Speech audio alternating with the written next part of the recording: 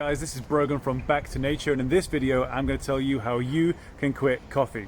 Okay, before we get into this though, I just want to let you know a little bit of my background and how I used to have a real love affair with coffee, okay? Not only would it be something I did in the morning to wake me up, it would be something I did before the gym, it'd be something that I did with friends, it'd be something that I did before I went and run any errands. It would literally just, my whole life would revolve around it, okay? And I loved it. I used to think that there was nothing wrong with it until it really started to not only eat up my bank balance, but also just ruin my central nervous system. I was fatigued, I was burnt out, I had lots of anxiety and just the stress in general all day, every day became so much that it was no longer worth me drinking that amount of coffee or coffee at all, to be honest with you. Yeah, and later finding out how it really messes up your gut and things like that, it's just not worth it. The health benefits that people say of the antioxidants and things like that, I really don't think outweigh how much it's taxing your body, okay?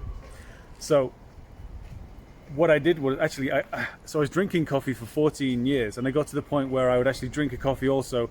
The high would take me up and then drop low straight away, and I almost have to go back to bed on a regular basis. And as you know, that just doesn't work for work, especially. It doesn't work for everyday life. It just gets in the way. So it became this thing that not only was taxing my health, but also got in the way. So how did I quit?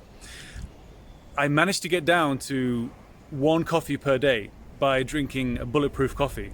I would mix an espresso or an Americano with 5 grams of butter. I put it in a blender and I drink that. And because of the chelation, because of the butter that allows the caffeine to be drawn out over a longer period of time rather than the high and the low, I also didn't experience the high and the low within myself.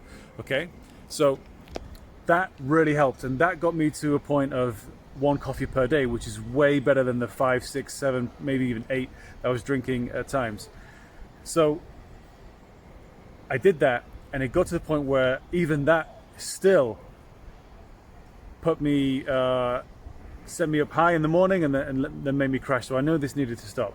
Okay, so what I did was, one day when I was feeling that crash, I didn't go to sleep. I didn't take that nap, and later on I took some melatonin, which some may agree with, some may not.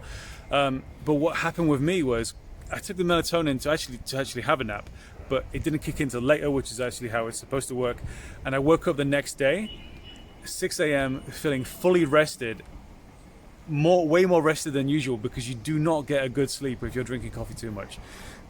You might think you do, but you actually just don't know what good sleep feels like. So I woke up at 6 a.m. I decided to go for a walk to get the blood pumping, so I didn't feel like having one. I walked past the cafe I usually go to, and I just pushed it. I pushed and pushed, and luckily I didn't get the brain fog, I didn't get the fatigue, I didn't get headaches or anything like that. And that worked for me. Now, it's been 3 months without it, so it really worked for me. Another way is getting down to 1 coffee, okay? Just 1 espresso. You can do the bulletproof like me, but if you can't stand the idea of having butter in your coffee, then I get that, and espresso, okay? It has amino acids and things like that. There's studies by Illy, the founder of Illy Coffee, who talks about the benefits of coffee just beyond caffeine, okay? So get down to 1. And then when you're down to 1, after a few weeks, change that for coffee beans. Get coffee beans and get 3 or 4 first thing in the morning, chew on them and suck them. Suck all the caffeine you can out of them. That should stop the headaches, should stop the brain fog, it should stop your fatigue, okay?